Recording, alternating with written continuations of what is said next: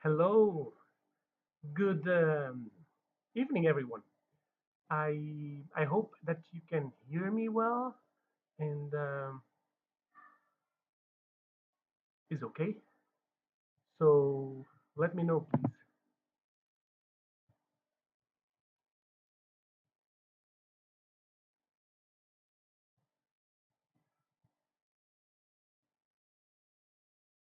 Can you hear me?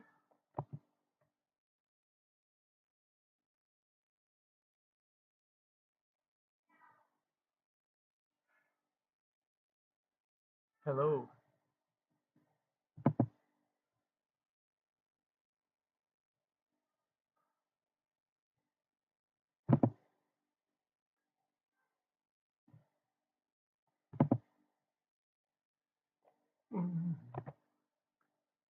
Would be very helpful if someone could say that. Are you hearing me?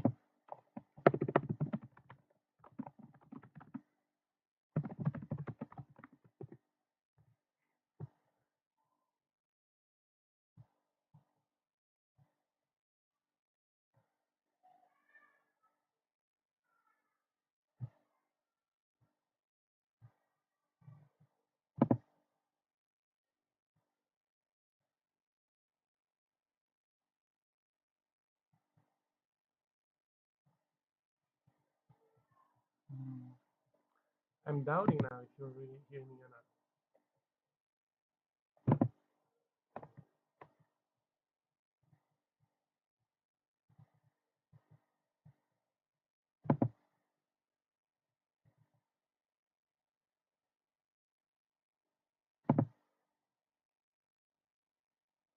Okay, yeah, excellent. You can hear me.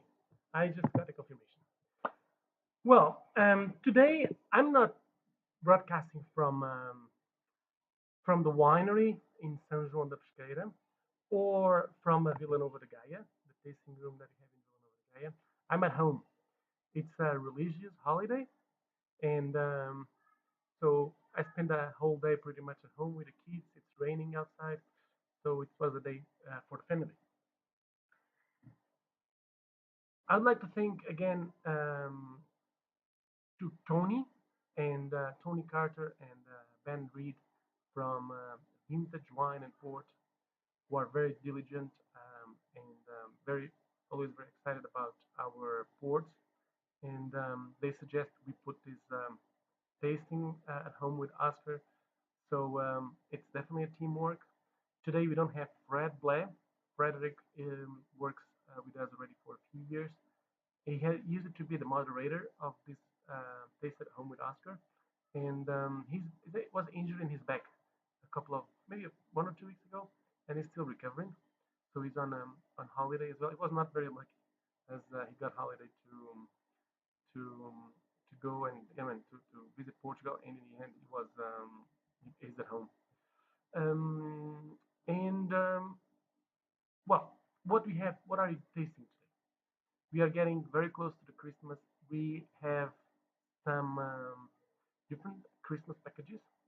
We have the Explorer pack, which is going to be the base of our tasting today, in which we have a special reserve tawny, 2007 Colheita, a 10-year-old white, and also 2000, and also a late bottle vintage 2017. We also have um, we have some of these ports in the regular advent calendar, which is this one here. This is our classic advent calendar that we have been making probably for 5, 6 years now. And here we have a lot of our most enjoyed and what do you call it, classic ports, ports that everyone has heard of or have more contact with. It's we have 12 different ports in this calendar, and it repeats. So we have to have 12 different ports. It means that we have 2 bottles of each port. We are going to taste some of the ports also from here through the Advent, through the Explorer pack. And we are also going to cover a little bit of what we have in the Prestige Advent calendar. The Prestige Advent calendar It's a calendar in which we have 24 different ports. Most of them are not commercial ports. We make especially for this advent calendar. It's a lot of work, preparing the ports for this calendar, but it's super exciting. We have a great time because we have the opportunity of tasting ports that usually we don't taste that much. But in the end, we worked on this project for like 6 months between the end of the new year until around June when we start shipping these calendars. And this year we're gonna have um, a focus on very old whiteboards, and I would definitely like to share my notes on what my grandpa's uh, whiteboard blend. He passed away in 2009, so 13 years ago. We get we have still a lot of or general, not a lot, but a good amount of um, port stock from his own production, and the whiteboards were definitely one of those. We will get there later. So I really hope that we can make these very interactive. So please write your questions on the chat uh, area, and I'll be reading those, and we can definitely have a more open and exciting conversation together, which is um, which is the kind of how we share knowledge in the end, isn't it? If we you know, don't interact, it's just not a school. Tony Carter is also helping with a chat, and he's gonna drop some questions today. Very good. So I suggest we start with the first of the Port Explorers um, port, which is a special reserve Tony port. The concept of the Explorer package is where you put ports that are already matured for some years in our winery. The youngest is the LBV 2017, and this is about an 8 years old Tony port aged in cask. And we have already some age, some complexity. The ports start diverging in terms of the direction that they will take us. They age in different casks and different tonnage or balseiros. So it's kind of um, a tasting for those that are want to have some good port, but they don't know that much about port, and that's why you're here today, trying to help, sharing with you what we have in terms of different styles of the whites and the red ports. So let me pour a little bit of the special reserve tonic. So the special reserve tonic is, let me see if I can put it here.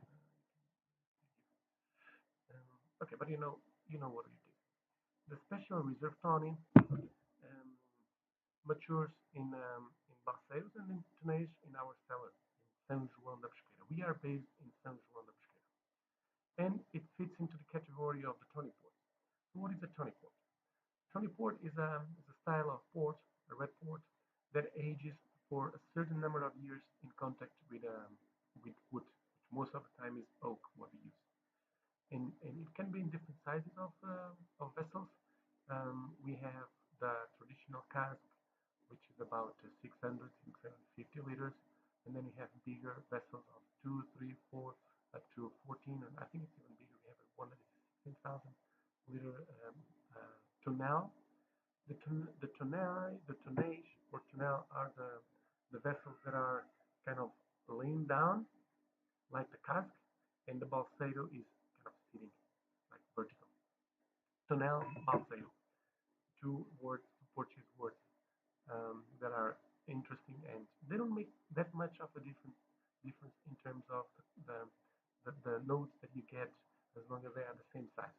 Of course, that the bigger the vessel is, more influence of less. Sorry, the bigger the vessel is, less influence of oxygen you have, because they start being there's a less contact with oxygen, less oak um, per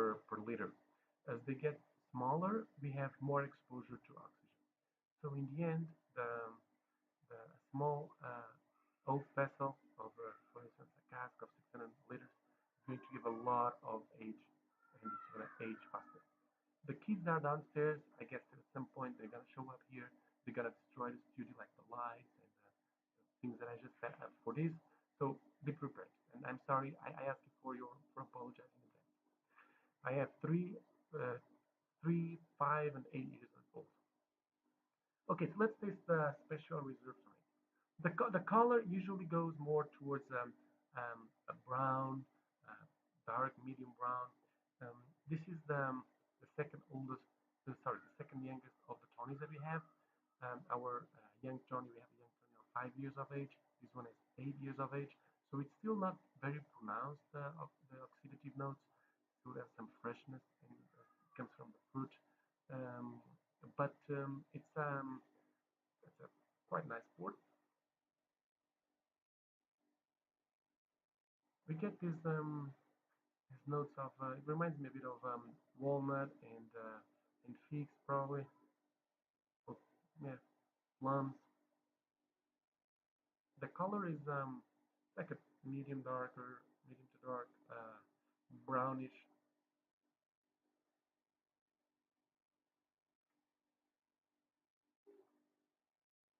On the palate, I find it quite smooth and elegant. Something that is maybe influenced by the fact that in our family the fourth blender is a lady, is my sister Claudia, and she's always looking for elegance and balance. But it still has a lot of like uh, raisins and dark fruit notes on the palate. So they're still intense. It's an intense port, but the tannins are quite polished and smooth.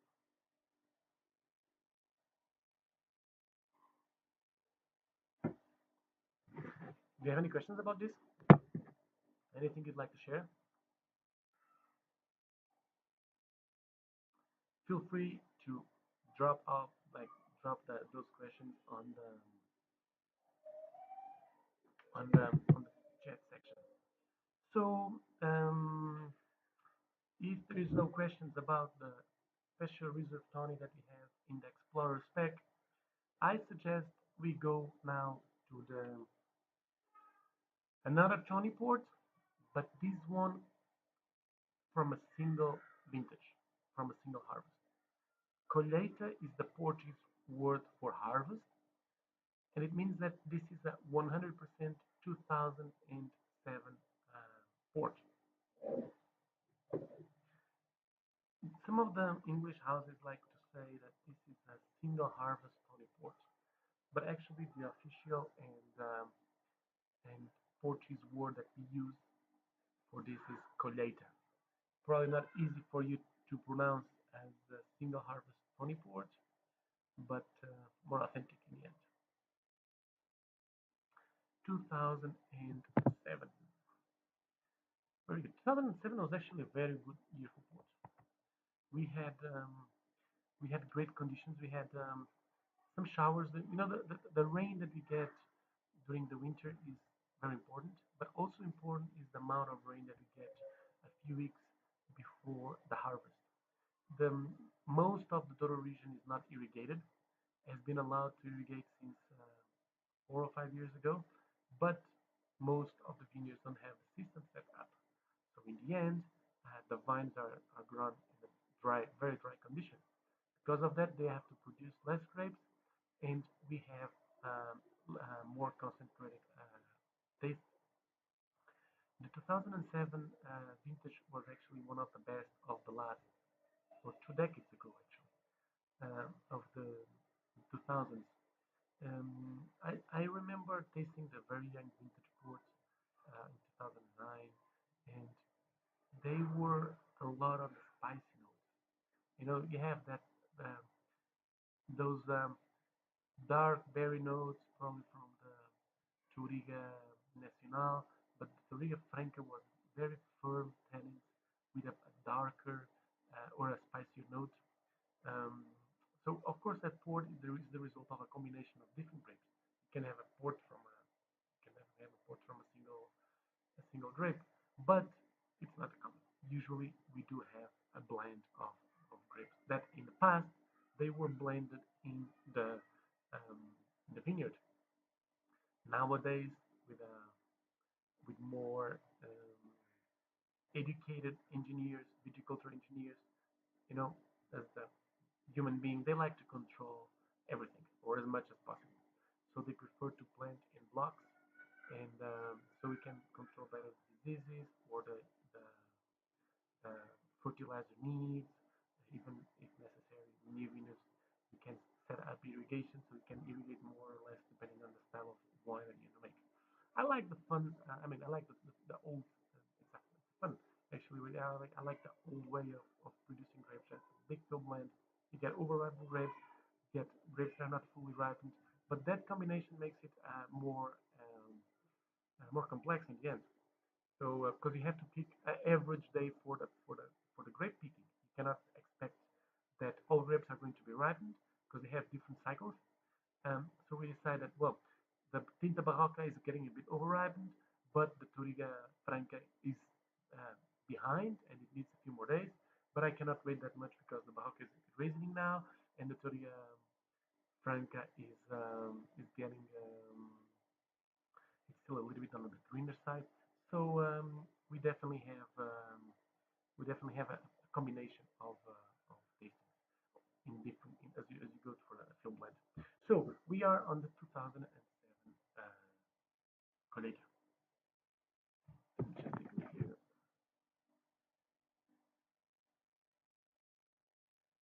Just a second.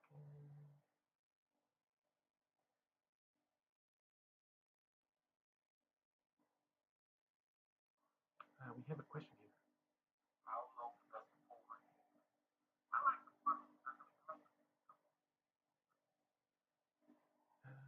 I couldn't understand so much. So 2000, I couldn't really understand the message that you just got from Tony. Well, 2007 colheita port matured in casks and also in balseiros. It's very common that my sister decides to start aging the ports in balseiros, then put it in cask, and then at some point go back to the to the to the balseiro, depending on how fast we want this port to mature, to age and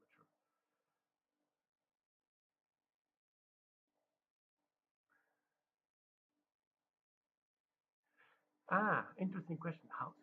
How long does the colheita port need to be in barrel before it is released? So we can only bottle colheita on the after the seventh year of age. So 2007 could be bottled from 2014 onwards. Usually in our because of our location, we are located right in the center of what's the Douro region, and in the village of San João da Pesqueira. But we are on the edge of two regions, like in the border of two regions, in Cima Corvo and Douro Superior. And as we move more inland, more and more, the rainfall level drops a lot, and the vines in the end they concentrate more and more the grapes. So we have more color, smaller berries, and more intense and darker must. So in the end, we don't like to release the predators, um, which are less than 14 years, 15 years. So this is the first year that I'm releasing this 2007, and it's also our younger collator. You can see that the color is definitely lighter than the reserve Tawny. We have double the age almost.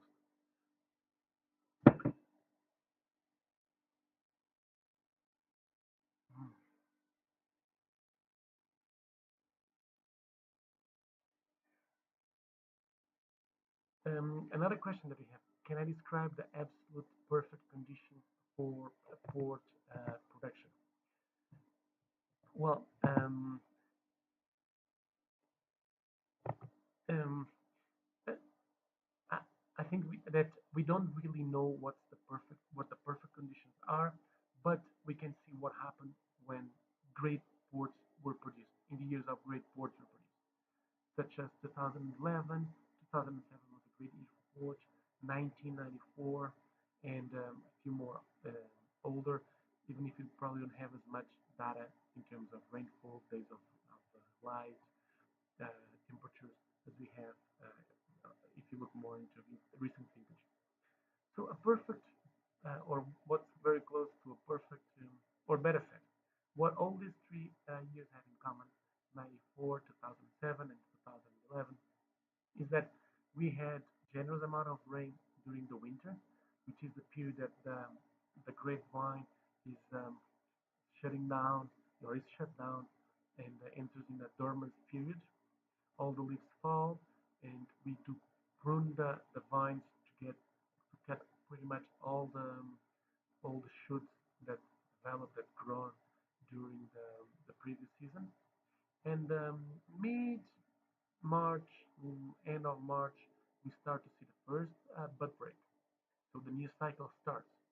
At that time, rain is also very welcome, and a cold winter is also very good. What happens next is a season, a period of time in which the vine is very vulnerable to diseases, mainly black rot, um, powder mildew, and mildew. The mildew is like there are little fungus that develop firstly in the leaves, and then they also move to the bunch, and they kind of ruin the bunches. The mildew, for instance, it just dries the bunch completely. We cannot harvest anything. The powder mildew or oidium, as we call it in Portuguese, the berries get like the fungus on the berries, and they don't have any quality to be used for winemaking or for anything actually. So it's a period that a low or no humidity or rain is perfect. The lower the rain, the more difficult it is for the fungus to develop. So we need to do less treatment, and we assure that the quality of the grapes is going to be higher. We used to say that by Saint John, so the 24th of June, the grapes are um, they kind of we say they die or they are safe. So after that period, after the end of June, the risk of diseases it just reduces a lot, and then we need rain. So it only, but it doesn't come actually. We only get about 300 to 350 millimeters of rain, which is pretty much like this in per year in our area in San João da Pesqueira. This is very dry for vines. So and most of this rain is concentrated between October to May. We the After May the level of rain really drops to almost zero, especially in the very hot months of July and August. So if we have some showers by then, by July and August, the grapes are going to be in better condition to finish the ripeness, as the vine has some humidity, some water left that it can use it to keep processing the elements, the aromas, the sugar, the acidity that that we need to make great port. So, like making it very short, I would say that cold and rainy winter, um, dry spring, and some showers during July and August. I have never seen actually, at least since I'm working in the company in 2009, I have never seen too much raining in summertime. So sometimes it doesn't rain at all. Sometimes it rains for like a few hours. I have never seen months of July and August in which we had a lot of rain that it's too much for the grapes. Sometimes it happens in the end of September, and that's already very tricky because you don't want any rain. If you had rain before the start of the picking, you don't want any rain during the picking. Because when you are picking, you just want the grapes to be totally fresh. They can with not water on the surface, on the top, on the skin. Otherwise, you get a dilution effect. So this is like these are the best conditions for what to make great port. And this is it's a port from one of those years, 2007. We can see more pronounced aromas of nuts. I think that the almond is starting to show up, maybe the hazelnut as well.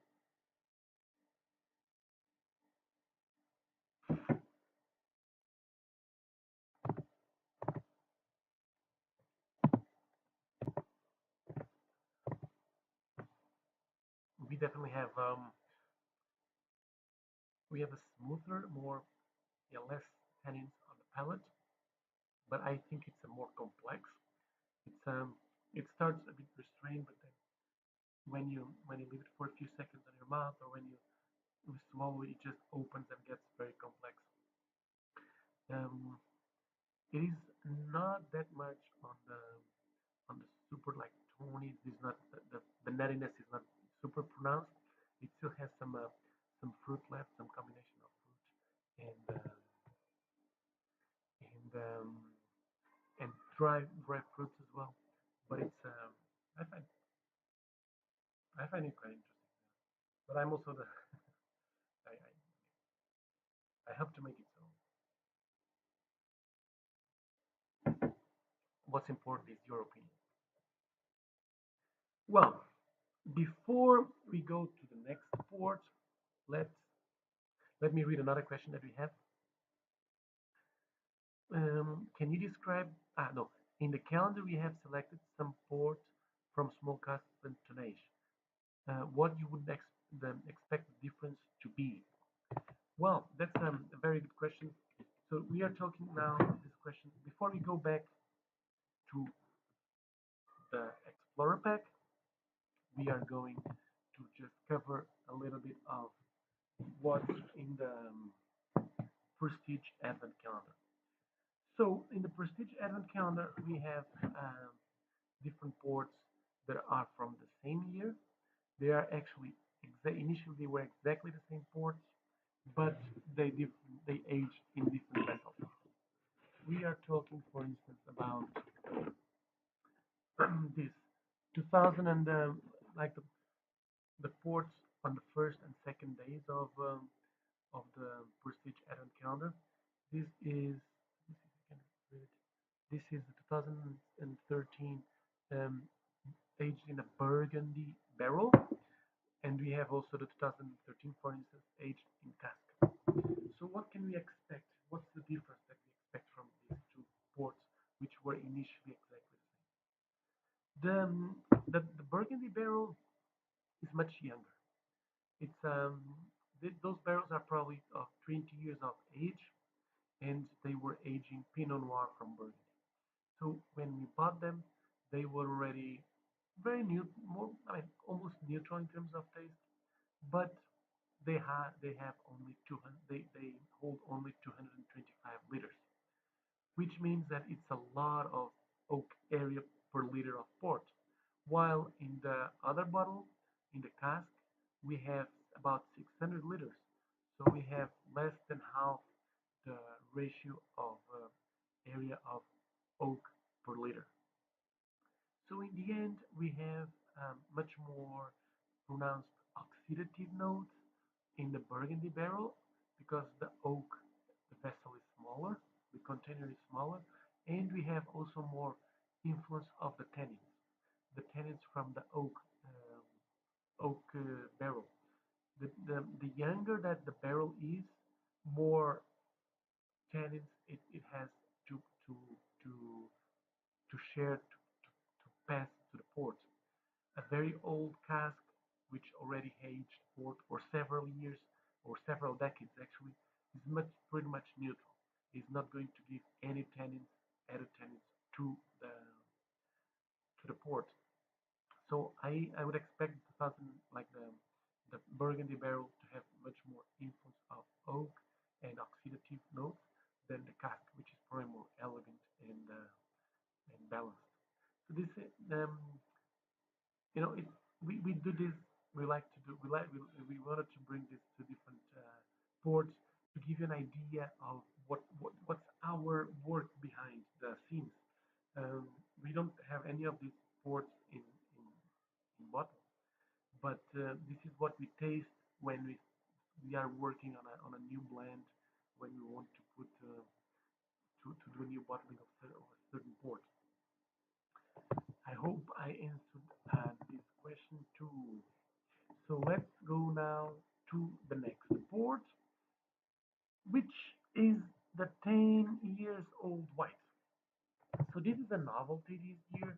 It's a port that we have aging in our cellar already for several years. Actually, about 7 or 8 years ago, we released a 30-year-old white port. Um, but this year we thought that younger and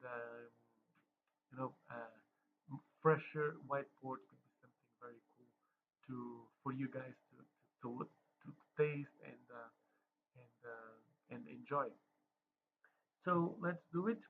I'm going to open the bottle that we have in the Prestige Advent Calendar, or also what we call the refill. I haven't shown you the refill yet. Maybe some of you bought the wooden calendar and years before, and now are just getting the refill. So the refill is very similar, or is actually the same content that we have in the Prestige. It just comes in a much lighter and easy to produce box, so we don't have to pay twice for the wooden calendar if you already have it. So here it is. So 10 years old white.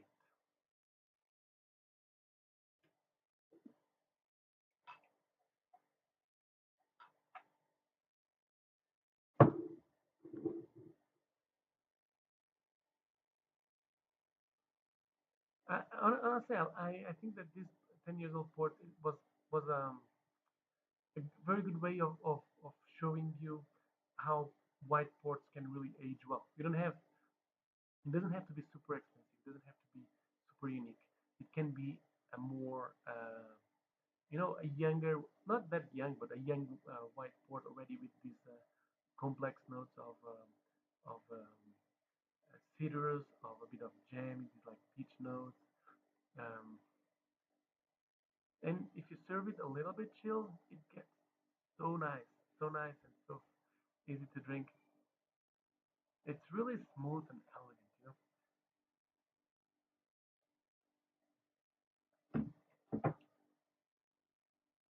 I find this very easy to drink, but with a lot of things going on. I don't know what you think about this. I would love to see some notes on the chat area about this 10 years old white, because for us it's something relatively new that we bring to the market, and we are actually out of stock of these 10 years white ports. It was very well received by our clients. So please share your notes so we can understand what you think about this.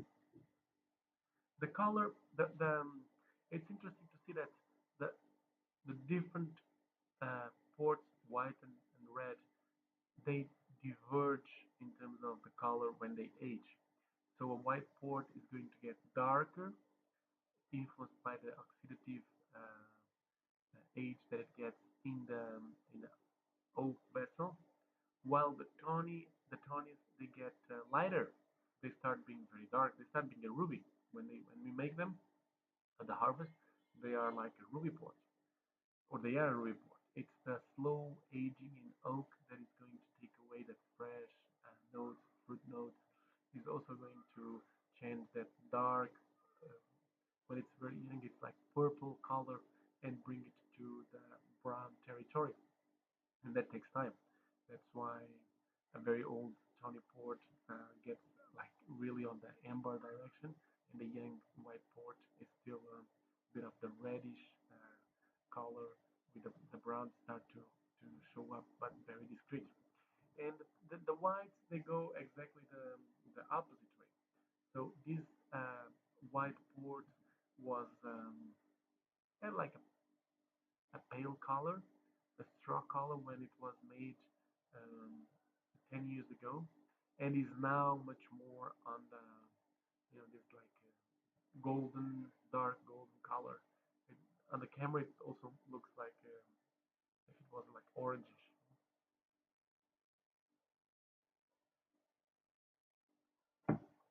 I find it quite refreshing. So the last of the Explorer pack is a Ruby port. It is a 2017 late bottled vintage. LBV is the style of port that has a ruby character, has a lot of those dark fruits, some spicy notes. The tannins are intense but should be polished and elegant. And in our case, what we do is to age the late bottle vintage in 14,000 liter Balseiro. A Balseiro is the one that is like vertical. I don't know if you know that, but if you remember, at least when I mentioned it at the beginning of our conversation. So 2017 was actually a very good year for pork production as well.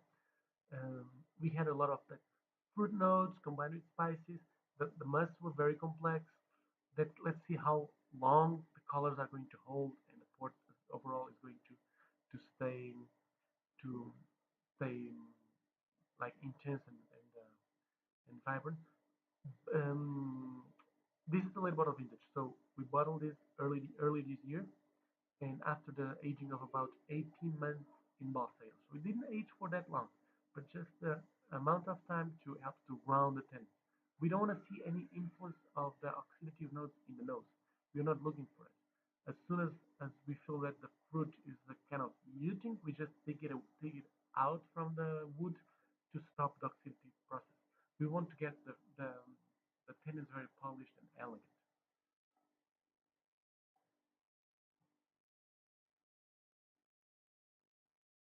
So the fruit is there like cherries. I would say probably cherries. It's interesting that I use it to mention that blackberries is one of the flavors that we find in the ruby port, especially in LBB and vintage ports. But I realized once that I was in Denmark and I saw these very big blackberries, which are the opposite of the Portuguese ones, which are very small. And I tasted one, and they were the acidity was high, and it was like it was not sweet at all. So the strawberries that you have in the Douro are very sweet, very intense. They are kind of really tasteful. And if I mention blackberries to a Danish, is going to think about something different that what I have in mind, which are the Portuguese blackberries. So I no longer mention blackberries, especially if I'm not talking to a Portuguese friend about how to describe the flavors of the like the premium rubies.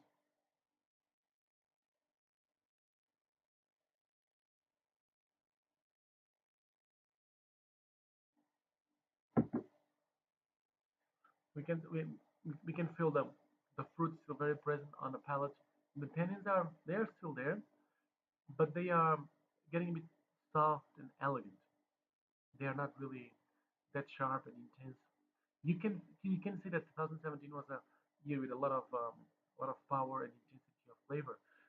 Um, that we still have it in this sport, but more on now kind of getting softer and more approachable.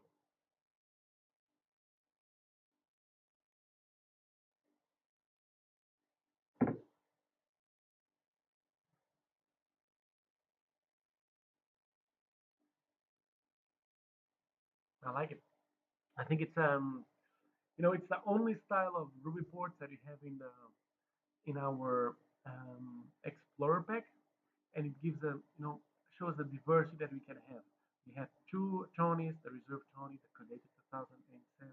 We had a 10-year-old white as well, and now we have the LBD.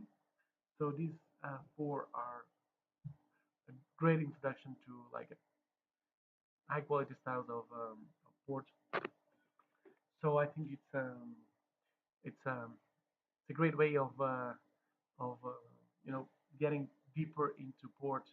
We also make what we call the connoisseur spec, and in that connoisseur spec, we go like two steps further, and we have a 10-year-old white, a 10-year-old tawny, a 20-year-old tawny, a 30-year-old white, and also vintage from the year of 2007 and 13.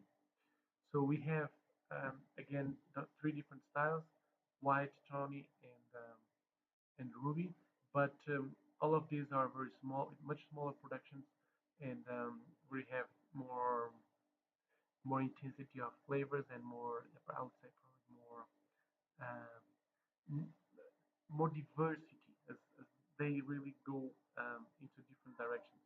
The vintage port, for instance, from the year of 2013 is still very intense, dark, it's bold on the palate, while the 30-year-old white, it's very much on that, the citrus note, a bit of the maybe the orange skin, the peach. Actually, I would like to talk about the 30 years old white, which are some of the ports that we have in the Prestige Advent calendar.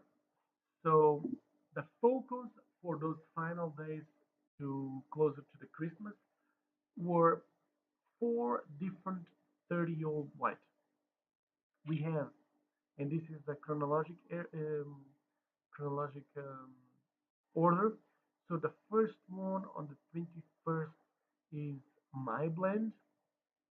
We have also my sister's blend, which is actually the our house 30-year-old blend. We have my father's blend. We asked them to rejoin, go back to the tasting room, and put together a blend of what he thinks that a great 30-year-old white is.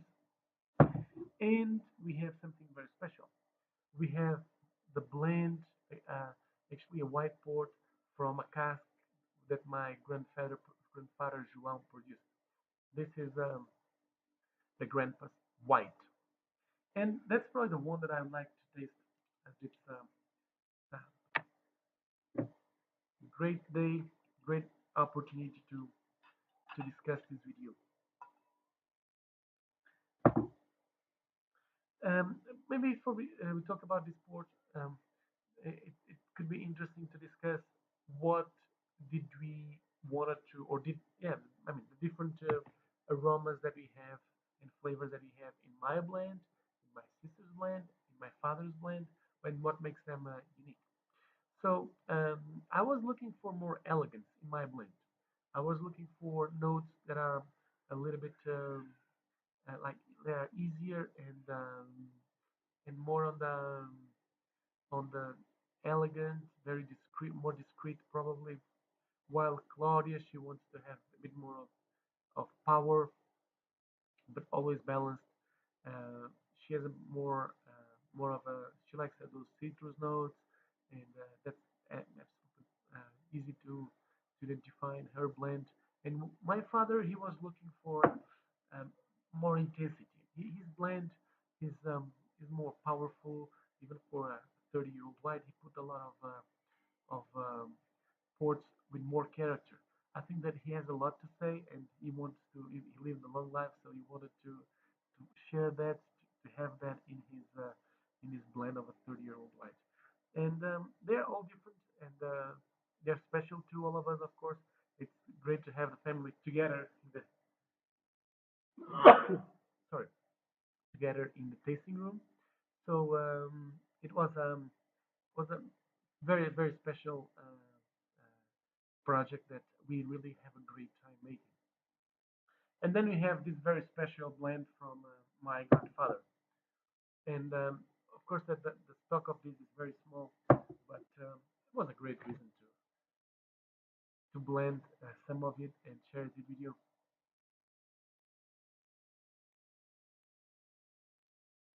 This cask hasn't been touched for already a few years.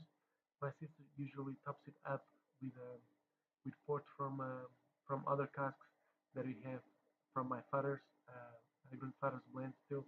So we try to keep it as pristine as possible. Sometimes it's not easy, as we lose about 5% in evaporation every year due to the what's called the angel share, as the air just takes the alcohol and the water in the end. It's the combination of alcohol and water that you have in wine away, so the volume reduces, and we have to top it up with something. For instance, in sherry, they for all the most of the wines that they make, when they are in the bottage in the barrel, they have only two-thirds full. In our we have it always 100% full. In sherry, they look for over oxidation, oxygen on top of that layer that is in contact with the air. The cask is not really full. We are looking more for a less oxidative process, so the cask is absolutely full to the cork, and the oxygen is just coming through the uh, uh, the staves and the oak. So my grandpa's 30-year-old white, the color is like orange color. I feel it's like it's getting it passed the amber and it's getting more towards what the net like a tawny color is. It didn't age yet. That it said only 30 years of age, about 30 years, but you can clearly see that this color is getting darker and darker with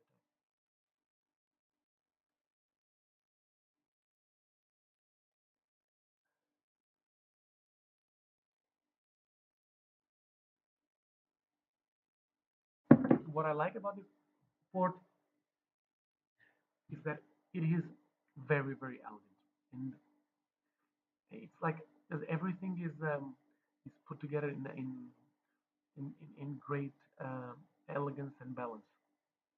It's like orchestra, no? That you have like different musicians performing different instruments, and here it's like having a combination of flavors that are you know very balanced. You can There's nothing that really stands out, but it's the whole combination of flavors that makes it special.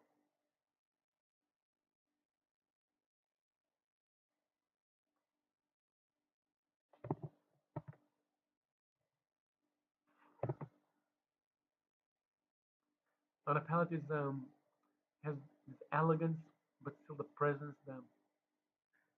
I don't know how. I don't know if it's like the orange peel, maybe a bit of not that much of a honey notes. You can see that he was not a big supporter of sweeter ports. Actually, our house style is much on the rather on the drier side than sweet. He told me once that the sweetness, like the sugar that he has present in the port, which is natural sugar from the fermentation, it's fructose, but it was making the sugar work as a makeup, hiding flavors that are not interesting, but also that those that are very good. So he would say, yeah, let the sugar go down, ferment a bit more, ferment for a few more hours. You will have less sugar in your blend and you have more expression of the fruit. If you believe in your grapes, you shouldn't be scared, and you don't need any any makeup to everything to anything. So his style was rather on the dry side. It's not very dry, but it's like difference is typically we are set on the 90 grams per liter, while the average is probably 110. So it's not a huge difference, but you can definitely feel that in our style.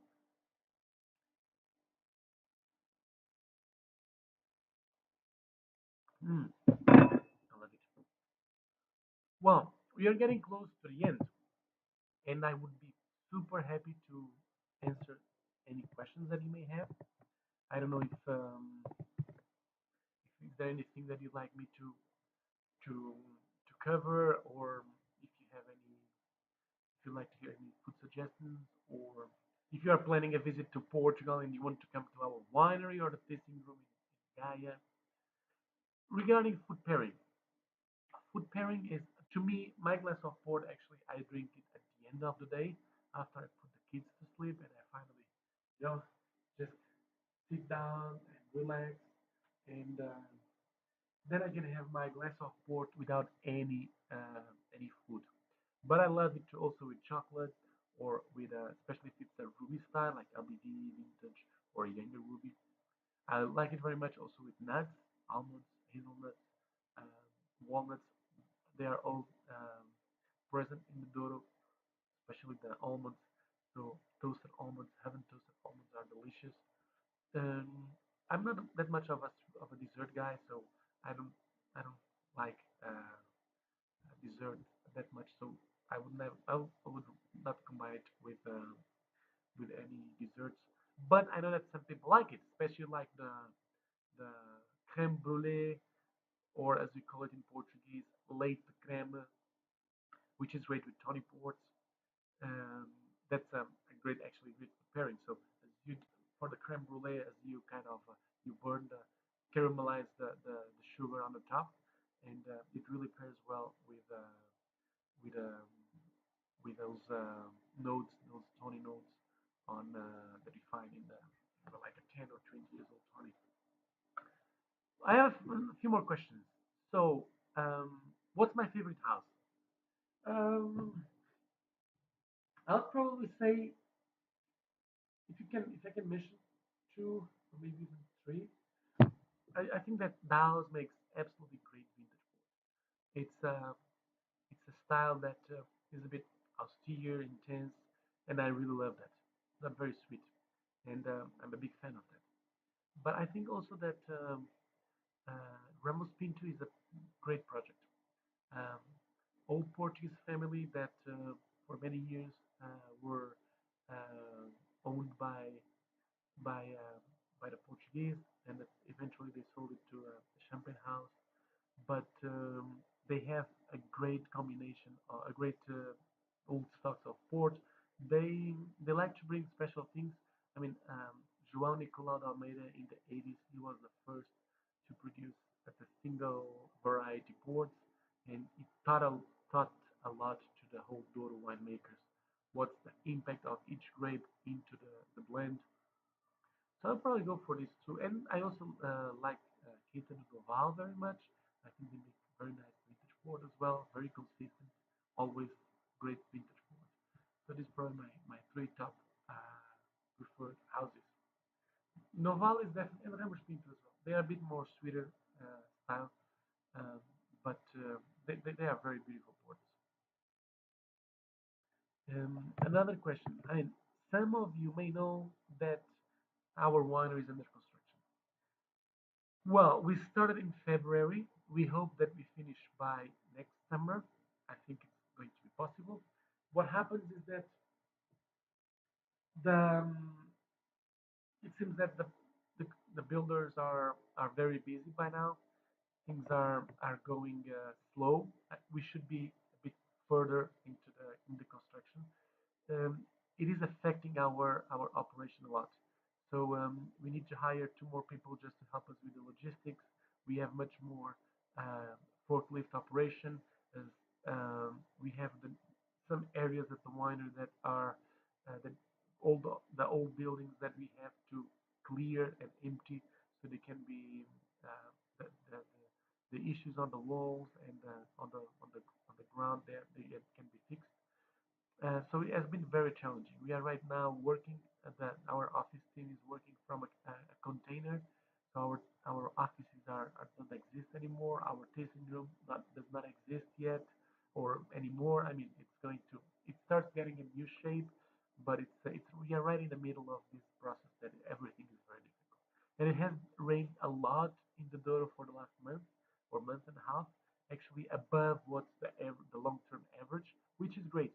But can you imagine to have like our forklifts moving back and forth, in and out, with all those uh, with the roads that are not yet paved, so they are just with sand and with some I don't know the names in English for the but it's I mean they get stuck many times a day, and then you need a bigger forklift to come and tow them away.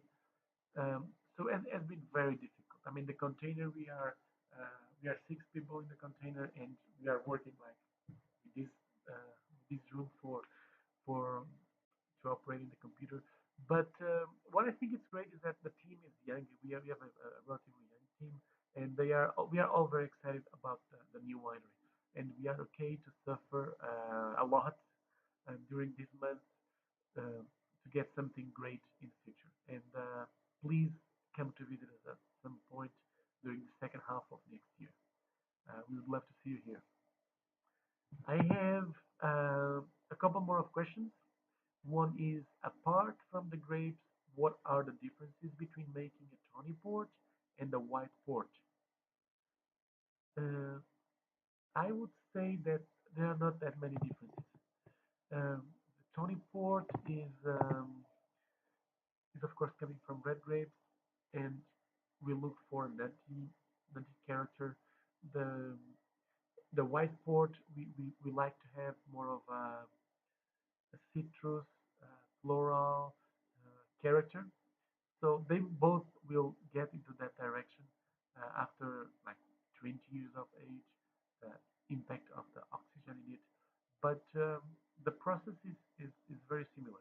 Then the blending is very important because for about 20 years they are just free to develop in which direction they want.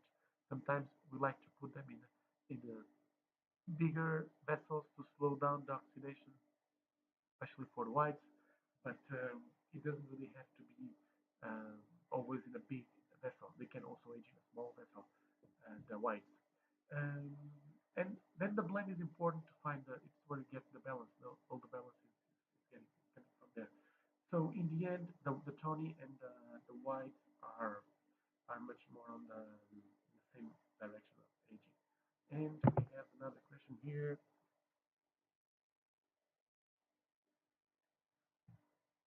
Um, what was the 2021 vintage like? Do you think you'll make a vintage port? Very challenging. Very, very challenging 2021. I will tell you what happened, or at least how I see it. We start the picking in around the 20th of August, and we started picking with very low concentration of sugar.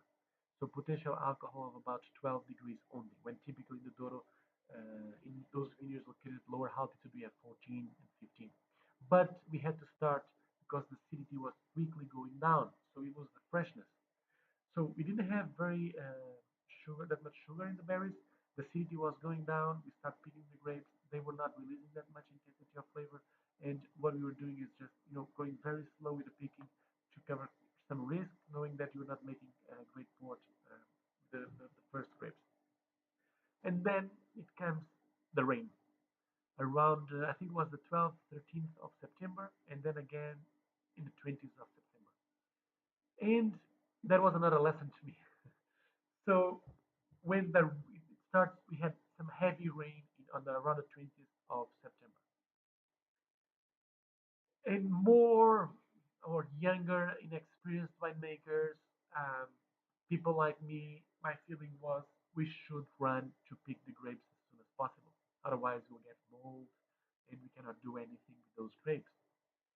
And my father's and my sister's point of view was very different. They said, "No, we're gonna wait. What?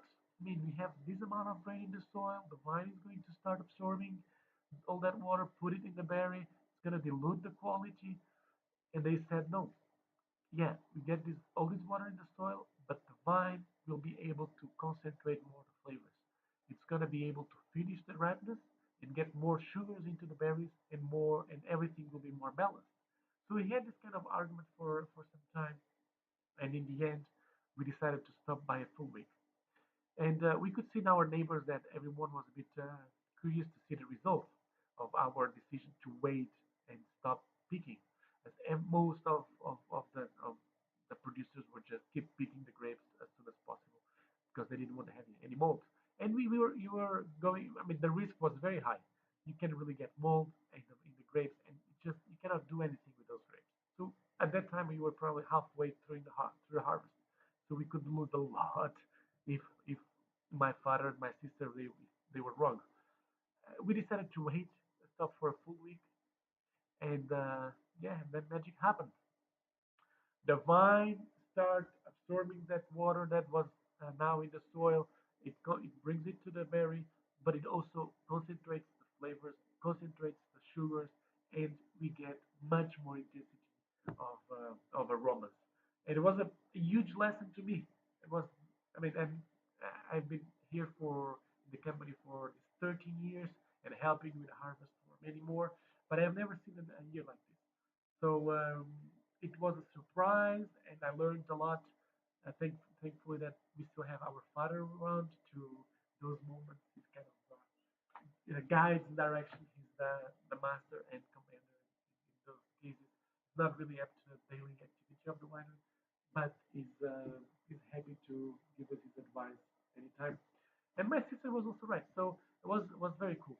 This is a process that we learn from different harvests, and even if things go into different directions, we in the end have it's a process that in where we all learn. Let me see if we have more questions. Let's see. Well, I think I have answered everything. So I will leave you to rest and enjoy the rest of the day of this Thursday. I hope you keep enjoying our ports. A big thank you for supporting our winery. Please come to visit when you are in Porto or if you go to the Douro. There's no excuses. We have a tasting room in Villanova de Gaia, and we have the winery that will be ready. I hope by the summer. So if we don't talk before, have a great Christmas and a very happy New Year. And bye bye. Looking forward to see you soon.